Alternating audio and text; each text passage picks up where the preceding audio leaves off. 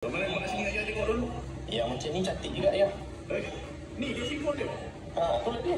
Macam tak kukuh je lu. Tak nak lah. Ni dia belakang dia. Casing phone memang selalu belakang je. Belakang dia tak nak. Mana? Yang ni bagus ya. Ni apa benda pula? Ni apa benda kat belakang dulu? Untuk phone stand lah ya. Phone stand? Buat apa nak phone stand? Kita tengok phone macam ni je. Apa susah? Pada bayar letak tu buat macam ni.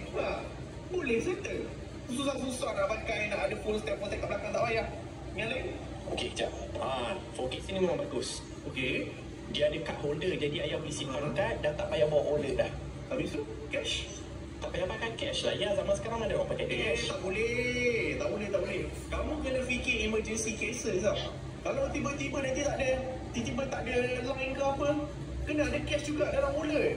Bahaya, tak bawa cash. Tak nak, ayah mesti nak ada cash. Tak nak.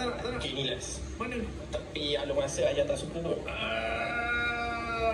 Ini betul. Dia boleh protect depan dengan belakang. Phone screen tak salah. Tapi macam susah je ya nak buka. Alah, kamu ni susah sikit pun tak boleh buka dalam macam tu. Apa susah?